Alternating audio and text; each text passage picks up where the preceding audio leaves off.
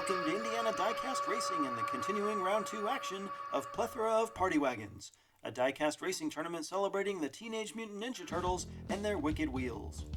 Today we've got groups 3 and 4. Competitors have regrouped into fours. Over 4 laps they'll rotate each of 4 starting positions. The top 2 in each group, plus the top 2 by cumulative points, will advance, with 4 points for first, 3 for second, 2 for third, 1 for fourth, and no points if they fail to finish the lap. First up for Group 3 is Toka and Razor, driving in Bebopped and Unsteady for Rust Belt Diecast Racing. The ugly henchman of Shredder eked past Round 1, only scoring 4 points, but tying for the win of Group 2 with the now eliminated AC Pryor. Baxter Stockman from 5-0 Tree Racing is in Welcome Wagon. Baxter won Group 5 with a 12-0 shutout. From G4 Diecast Racing, Daddy G is driving the G4 Wagonator. Daddy G won Group 3 with 10 points. Secondhand Speed is in his only entry to make Round 2, scoring 11 points on the back of 2 wins and a second for second place in Group 1. The Evildoers are up front for Lap 1. Baxter takes the lead, but he's sideways. They're all pushing and sliding, and Baxter gets away. He loses speed, and Daddy G comes from the back to make the pass. It's Daddy G, Baxter, and Toka and Razor smash through the funnel. This whole lap they were all over the place. It seemed like it was Baxter's race, but Daddy G comes out of nowhere to make a double pass on the final straight. A wild lap, but a great start for G4. Baxter and Daddy G will battle from the front on lap 2. Daddy G blasts out front with Toka not far behind. Baxter tries to pass Toka, who gets wild. Secondhand loses it. Daddy G and Toka on lap 2, and Baxter has wrecked.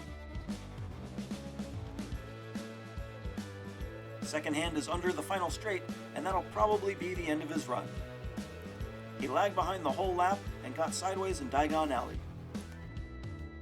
Baxter got up on the wall on the final straight and was unable to save it. Master Splinter gets to work so we can reset. Daddy G and the Mutants are looking good after 2, while Baxter and Secondhand are in serious jeopardy. Daddy G will lead from the pole and conceal his ticket on lap 3. Secondhand takes the lead and Daddy's on the wall. Daddy G wrecks in turn 2. Baxter spins and Secondhand takes off. He slides and bam! Baxter slams into him. Secondhand wins, followed by Baxter. And Toka and Razor have stalled.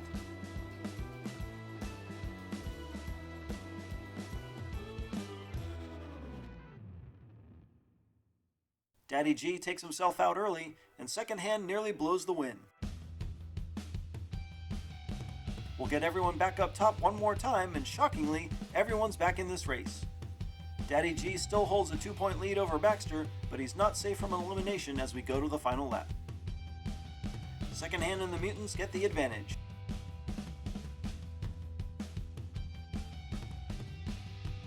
Toka and Razor blast out front.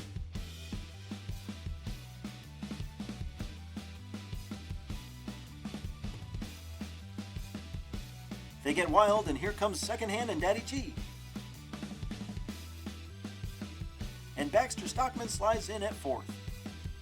Toka and Razor had this one in the bag until they hit the Augmoto section. Their spin slowed them down so much that Secondhand and Daddy G are able to shoot past just before the funnel. That late collapse punts Secondhand into round 3, overtaking the Mutants by a single point. Daddy G will go with them, winning the group with 11. All of the villains are eliminated, as neither collected enough cumulative points to top Ryan and Big Al's scores. On to Group 4. First up is Oliver James for Transport Diecast Racing in Turtle Power. Oliver easily won Group 8 in Round 1 with a near-perfect 14-point score. Jake Eli from Vapor Racing tied Lily the Dog for the win in Group 9 with 10 points. Turtley Awesome is driven by Kirk Adams.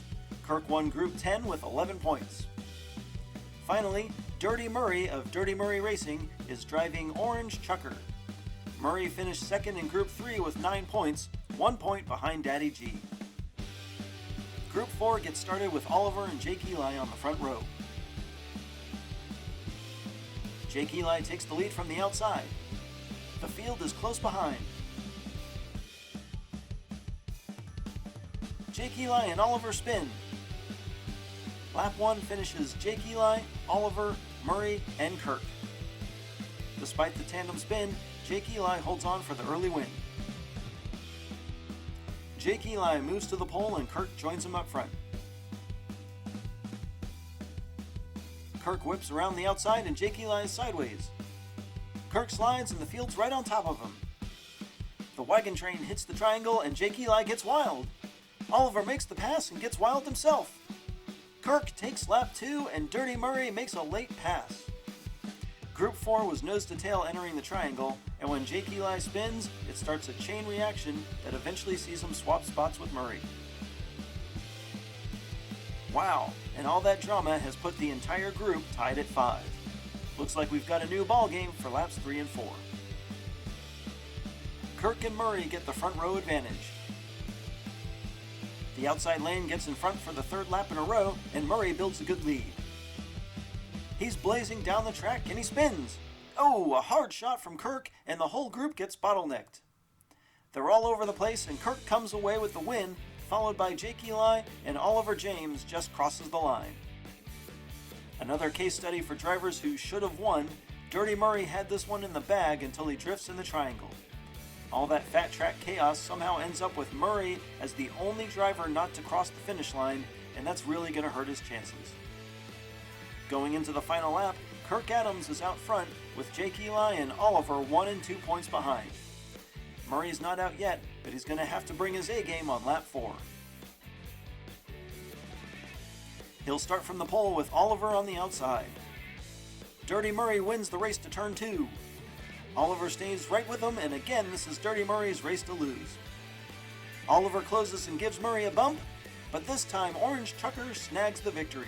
Here comes Kirk for third and Jake Eli for fourth.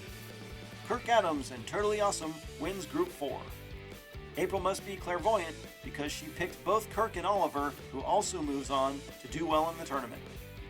Jake Eli's last lap disappointment means he's out of the top 2, and his cumulative 19 points will not be enough for the wild card. Murray's going to be kicking himself over that third lap as he falls 1 point short of the top 2 as well, and with 18 cumulative points, he's also been eliminated. Ryan Lopez and Big Al survived the Group 3 and 4 results, and now only have to worry about the wagons of Group 5. All 4 of today's bottom 2 wagons have been eliminated, and will have to wait for the head-to-head competition to get some revenge. Don't forget, the Sock Hop Slam is coming in March of 2021. This tournament, which will also be run on the Tricky Triangle, celebrates the classic American cars and trucks of the 1950s. Check out the details on redlinederby.com. Also coming soon is the second annual IDR Open. This one's an in-house tournament comprised of Indiana Diecast-owned vehicles, but fans have the exciting opportunity to sign up to drive and potentially take down the defending champion Dax Quaid. Look for posts on our Facebook page to claim your ride. This has been Jim D for Indiana Diecast Racing. Be sure to check in next time for the final round 2 group of Plethora of Party Wagons.